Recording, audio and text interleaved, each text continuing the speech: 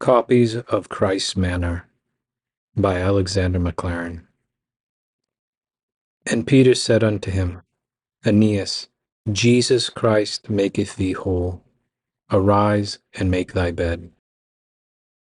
But Peter put them all forth, and knelt down and prayed, and turning to the body said, Tabitha, arise. Acts 9, verse 34 and 40. I have put these two miracles together, not only because they were closely connected in time and place, but because they have very remarkable and instructive feature in common. They are both evidently molded upon Christ's miracles, are distinct imitations of what Peter had seen him do, and their likenesses to and differences from our Lord's manner of working are equally noteworthy. It is to the lessons from these two aspects, common to both miracles, that I desire to turn now. 1. First, notice the similarities and the lesson they teach. The two cases before us are alike, in that both of them find parallels in our Lord's miracles. The one is the cure of a paralytic, which pairs off with the well-known story in the Gospels concerning the man that was borne by four and led down through the roof into Christ's presence. The other of them, the raising of Dorcas, or Tabitha, of course corresponds with the three resurrections of dead people which are recorded in the Gospels. And now note the likenesses. Jesus Christ said to the paralyzed man, Arise, take up thy bed. Peter says to Aeneas, Arise and make thy bed. The one command was appropriate to the circumstances of a man who was not in his own house, and whose command over his long disused muscles in obeying Christ's word was a confirmation to himself of the reality and completeness of his cure. The other was appropriate to a man bedridden in his own house, and it had precisely the same purpose as the analogous injunction from our Lord, Take up thy bed and walk. Aeneas was lying at home, and so Peter, remembering how Jesus Christ had demonstrated to others and affirmed to the man himself the reality of the miraculous blessing given to him, copies his master's method. Aeneas, make thy bed.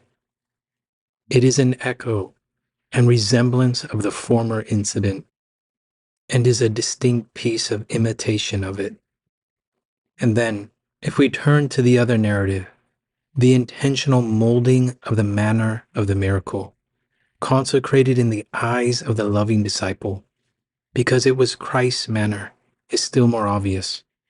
When Jesus Christ went into the house of Jairus, there was the usual hubbub, the noise of the loud Eastern morning, and he put them all forth, taking with him only the father and mother of the damsel, and Peter with James and John. When Peter goes into the upper room, where Tabitha is lying, there is the usual noise of lamentation and the clack of many tongues extolling the virtues of the dead woman. He remembers how Christ had gone about his miracle, and he in his turn puts them all forth. Mark, who is Peter's mouthpiece, in his gospel gives us the very Aramaic words which our Lord employed when he raised the little girl, Talitha, the Aramaic word for a damsel or young girl, Kumi, which means in that language, arise. Is it not singular and beautiful that Peter's word by the bedside of the dead Dorcas is, with the exception of one letter, absolutely identical? Christ says, Talitha Kumi. Peter remembered the formula by which the blessing was conveyed, and he copies it. Tabitha Kumi, arise. Is it not clear that he is posing after the master's attitude, that he is consciously or unconsciously doing what he remembered so well had been done in that other upper room? and that the miracles of both of them shape after the pattern of the miraculous working of Jesus Christ. Well, now, although we are no miracle workers, the very same principle which underlay these two works of supernatural power is to be applied to all our work and to our lives as Christian people. I do not know whether Peter meant to do like Jesus Christ or not. I rather think that he was rather unconsciously and instinctively dropping into the fashion that to him was so sacred. Love always delights in imitation, and the disciples of a great teacher will unconsciously catch the trick of his intonation, even the awkwardness of his attitudes, the peculiarities of his way of looking at things. Only, unfortunately, outsides are a good deal more easily imitated than insides. And many a man copies such external trifles and talks in the tones that have, first of all, brought blessed truths to him, whose resemblance to his teacher goes very little further. The principle that underlies these miracles is just this: get near Jesus Christ, and you will catch his manner. Dwell in fellowship with him, and whether you are thinking about it or not, there will come some faint resemblance to that Lord into your characters and your way of doing things, so that men will take knowledge of you, that you have been with Jesus. The poor bit of cloth, which has held some precious piece of solid perfume, will retain fragrance for many a day afterwards, and will bless the scentless air by giving it forth. The man that keeps close to Christ and has folded him in his heart will, like the poor cloth, give forth a sweetness not his own, that will gladden and refresh many nostrils. Lie in the light, and you will become light. Keep near Christ, and you will be Christ-like. Love him, and love will do to you what it does to many a wedded pair and to many kindred hearts. It will transfuse into you something of the characteristics of the object of your love.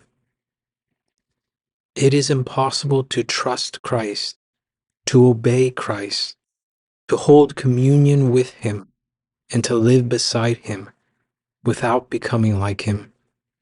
And if such be our inward experience, so will be our outward appearance. But there may be a specific point given to this lesson in regard of Christian people's ways of doing their work in the world and helping and blessing other folk. Although, as I say, we have no miraculous power at our disposal, we do not need it in order to manifest Jesus Christ and his way of working in our work. And if we dwell beside him, then depend upon it all the characteristics far more precious than the accidents of manner or tone or attitude in working a miracle, all the characteristics so deeply and blessedly stamped upon his life of self-sacrifice and man-helping devotion will be reproduced in us. Jesus Christ, when he went through the wards of the hospital of the world, was overflowing with quick sympathy for every sorrow that met his eye. If you and I are living near him, we shall never steel our hearts, nor lock up our sensibilities against any suffering that is within our power to staunch or to alleviate. Jesus Christ never grudged trouble, never thought of himself, never was impatient of interruption, never repelled importunity, never sent away empty any outstretched hand. And if we live near him, self-oblivious willingness to spend and be spent will mark our lives, and we shall not consider that we have a right of possession or of sole enjoyment of any of the blessings that are given to us. Jesus Christ, according to the beautiful and significant words of one of the Gospels, healed them that had need of healing.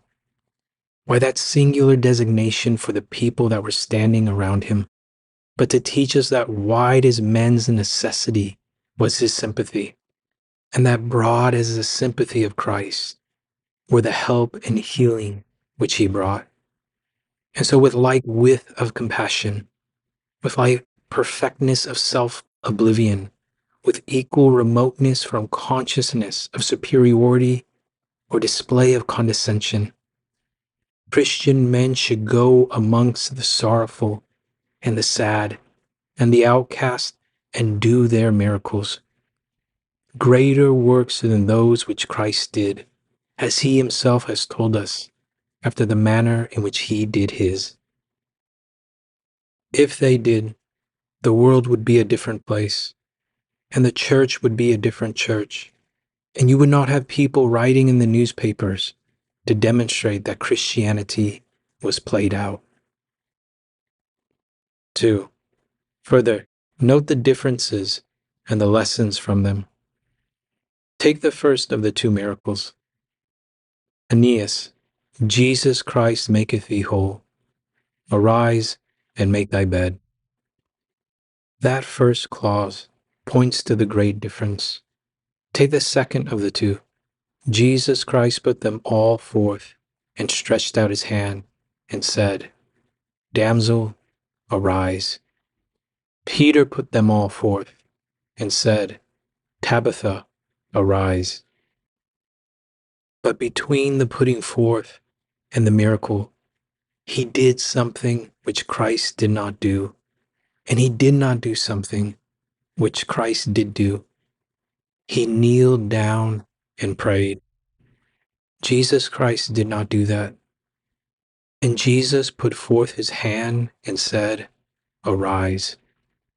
Peter did not do that, but he put forth his hand after the miracle was wrought, not to communicate life, but to help the living woman to get to her feet. And so, both by what he did in his prayer and by what he did not do after Christ's pattern, the extension of the hand that was the channel of the vitality, he drew a broad distinction between the servant's copy and the master's original. The lessons from the differences are such as the following. Christ works miracles by his inherent power. His servants do their works only as his instruments and organs. I need not dwell upon the former thought, but it is the latter to which I wish to look for a moment. The lesson, then, of the difference is that Christian men in all their work for the Master and for the world are ever to keep clear before themselves and to make very obvious to other people that they are nothing more than channels and instruments. The less the preacher, the teacher, the Christian benefactor of any sort puts himself to the foreground, or in evidence at all, the more likely are his words and works to be successful. If you hear a man, for instance, preaching a sermon, and you see that he is thinking about himself, he may talk with the tongues of men and of angels, but he will do no good to anybody.